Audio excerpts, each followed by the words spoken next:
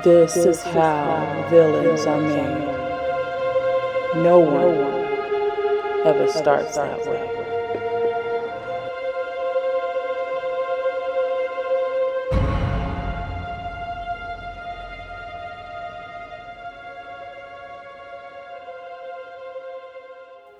Hello, beautiful creatures. Welcome to my channel. I am Aradia Arcanum, and I hope you all are doing well.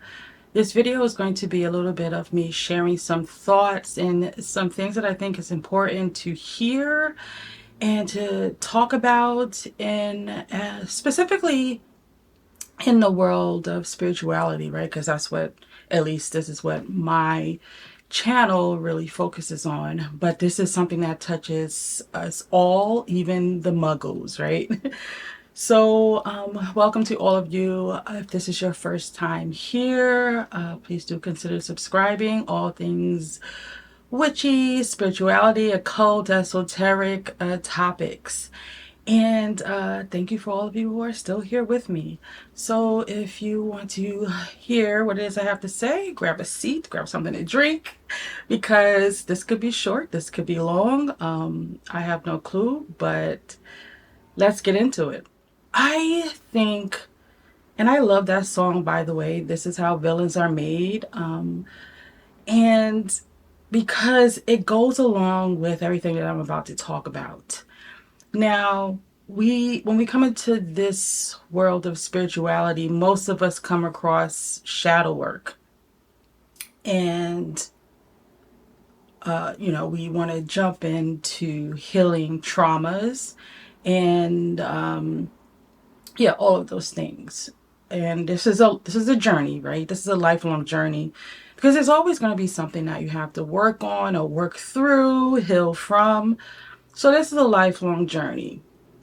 However, I don't think it is spoken about enough or focused on enough that while you're going through this process, when you have these emotions, heightened emotions or anger for someone because they may have triggered your trauma, whatever that may be. And this is most of the time, this happens to people, loved ones, people who we are close with, our friends, because this is, most of the time, the loved ones and our friends are people who can trigger those responses more. So what happens is, and I'll just give you an example, but, obviously no names and who it is that I'm talking about. But I knew this couple for years, and the woman who was married, they were married, right? So the woman in the marriage was a Christian, and she was that type of Christian that was felt like she had to be submissive, and she had her own baggage and her own trauma, which caused her to behave the way that she did. So the husband was unfaithful and done a lot of things, and she accepted it all. But what was happening was, in her mind, she's thinking she's being this Christian woman. But those emotions, this is the biggest problem that I find with Christianity, but I'm not going to say with Christianity, I'm going to say with a lot of churches and people who run them. What happens is, just because you say you're going to do the Christian thing or you're going to be the submissive wife doesn't mean that emotion went anywhere. It is just you not acknowledging it, so therefore it festers and grows. So when this is somewhat how a lot of the evil eye is, when it's done by people who aren't meaning to do it on purpose, but they have these thoughts. So what happens is those emotions fester, and despite what you are thinking you are doing, when it is triggered, you're sending out this you're sending out a curse, you're sending out a hex, you're sending out the evil eye. And when it festers at such a point, it turns into kind of its own egregore, right? This thought form. And when it is activated, it's going to go for the target and go after that target. And this is not something that you even have to speak. So I'm talking about someone that is maybe even a muggle. This is something that you don't even have to speak. So this is what was happening with that couple. The husband began to get sick. He began to have strokes and things like that throughout his life. Because at a certain point in his life, it festered so much in the wife that it just couldn't take it anymore, and it formed and began to attack the husband. But this is something that's done unknowingly because you're thinking that you are, well, that woman was thinking she was being like this Christianly woman. So when you bring that into, and let's talk a little bit about why I say this is how villains are made. So what happens in the villain story, if you watch any stories where they give you the backstory of the villain, so you kind of feel remorseful because you see all of what they've been through, but they're still the villain. And so their story begins with a lot of them being kind of everything, life is normal, and then something happens and it's a traumatic experience, and then it begins to grow, it begins to fester, they do a little something that may be considered evil or bad, and then all of a sudden it grows and grows and grows, and they continue to do it, and then all of a sudden a lot of the villains don't even realize how they got to be the villain, how they got to that part in their journey where they are considered the villain. And at that point, you're so trapped in it that you just take on that title and be who it is that you are, because it is really hard to come out of that. So it's even harder for you to do the work that it takes to, be free from that title. It can be done, but the villain becomes the villain. It's not an overnight thing. It's something that builds up, and it is something that isn't taken care of. It begins to fester, and then you have this villain, right? Then you have this thing that grows into this dark looking evil thing, because this is something that festered for a long time. So that is how villain is made, right? So when you talk about someone, let's come on over into the spiritual world. When you are actively manifesting in your life, you are saying, I'm going to manifest this thing via this spell work, via this affirmation, via this, whatever it is that you do as a spiritual person to manifest your desired outcome. Now,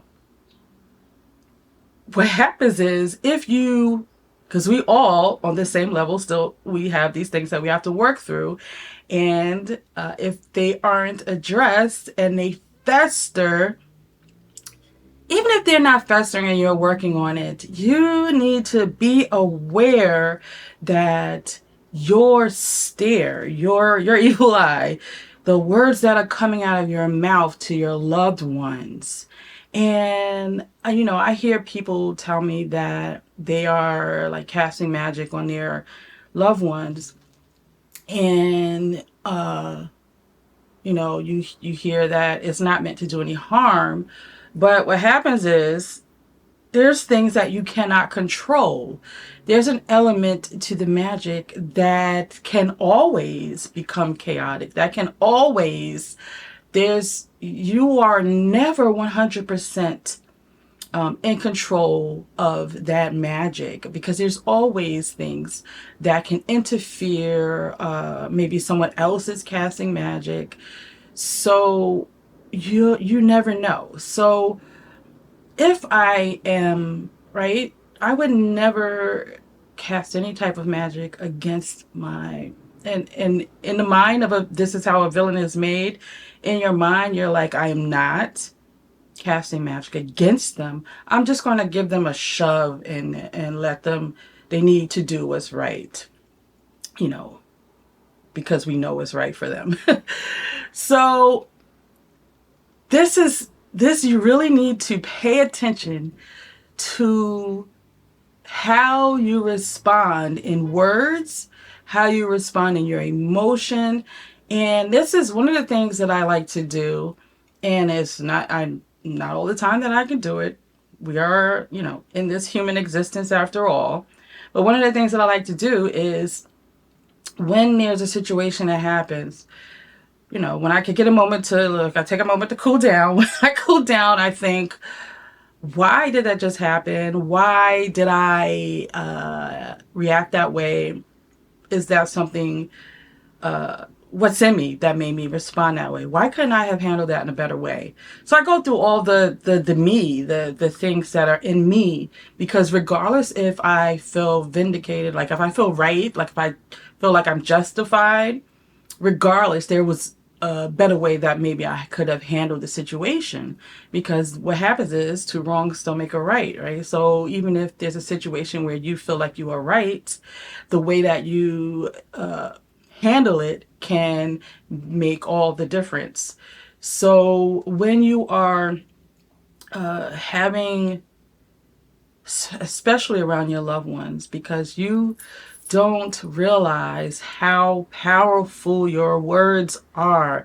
You don't realize how powerful your emotion is. This is the thing, like I spoke about in my last video about the advanced witchcraft, the, you know, the basics and beyond, when it comes to how the candle works.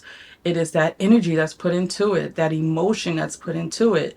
So just like you are working with that candle, this is in every part of your life, that emotion and thought that's put into whatever it is. And if that's a bad thought, if that's a thought like you just yell out like, I wish you would learn from what it is that you're doing, or you make me sick, or, you know, you just yell out all of these things in the state of that emotion, and you're calling this thing to manifest. You know, so it's not like one of those things. And a lot of times we're like, we realize what we said, and then we're like, okay, wait, I want to take that back. Let me undo that. But sometimes once you set those little imps in motion, you know, they're like, let me attack, especially depending on how heightened that emotion is and that trauma still is. So I just want to put this out there. Maybe this needs to be spoken about more when you're talking about shadow work, because it's a process. So what do you do while you're in this process of healing and not completely healed? You have to pay attention to your words, because words do hurt. You know, they really do hurt. They can hurt physically, they can hurt mentally, and especially when you add the spiritual component to it, you know, things can happen, and you may find that there's a situation where, you know, you may have hurt someone, and you know, you didn't, that wasn't what you intended to happen, but your subconscious was like, hell yeah, I intended for that to happen. Because it's that, you know, other part of you that comes out when it is triggered. So really pay attention to what it is that you are doing. And I know that's, you know, you can't be on guard all of the time. You can't walk on eggshells all of the time.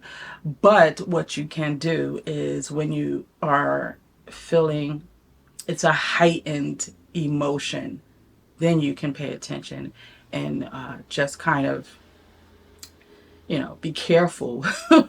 And even and I'm saying be careful, but even when you are, it's difficult to say be careful, because when you're in that emotion, you're like, you know, fuck them, you know, I don't give a shit if this happens to them, right? You say all of those things in the heightened state of emotion, but you are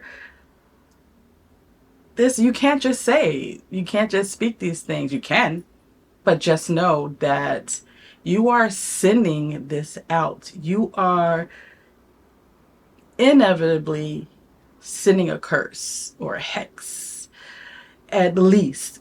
At the very least, you're sending out the evil eye, and that, depending on how much it's festered, you never know what's going to happen. So I wanted to share this because I hear so many stories about even, doing magic for clients, right? There's some magic that I will not do because, I don't feel that the clients really realize what it is that they are setting in motion. So this is something that is such, I used the word vital in my last video, vital, about something being a component of casting that magic when working with candles.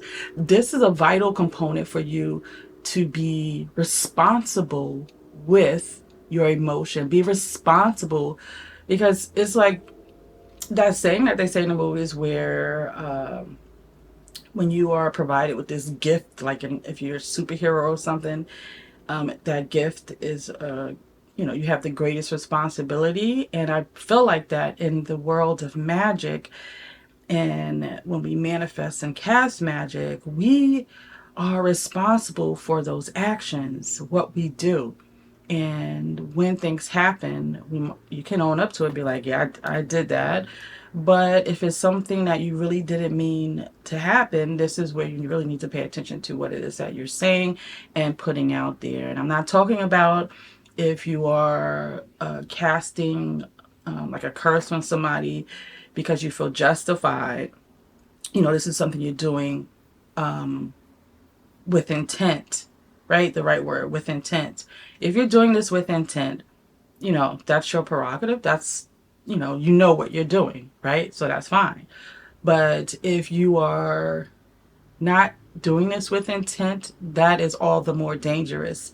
Let me know your thoughts on that. Let me know how you feel about that. Let me know if you could not care less. But, most of us have loved ones that, we care about. And some people speak more powerful words than others, but in any case, there's power in the words that we speak. So if we're working a lot of magic and have spirits around us, working with spirits, those words can be very dangerous. So that is what I wanted to share with you today. This is how villains are made. We start off with something little and it festers and grows. And then, we have created this villain character the same way that we would create a servitor, right? We've created a villain character. So, as fun as it may be to be a villain, you want to make sure that it is with intent, and it isn't something that is taking over you, and that trauma festering and becoming this whole entity in itself. So you want to make sure that everything that you do is with intent, and you aren't being controlled, right, by your emotions and becoming that villain. All of a sudden, overnight, you're like, how did I get here? And it's because those things were left unchecked. So that is all I wanted to share with you today. Let me know your thoughts on it. Do you feel like a villain? Do you like being a villain? Or have you had experiences where you've done things and spoken things and things have happened to people? So until the next video, I love you all, and into the shadows.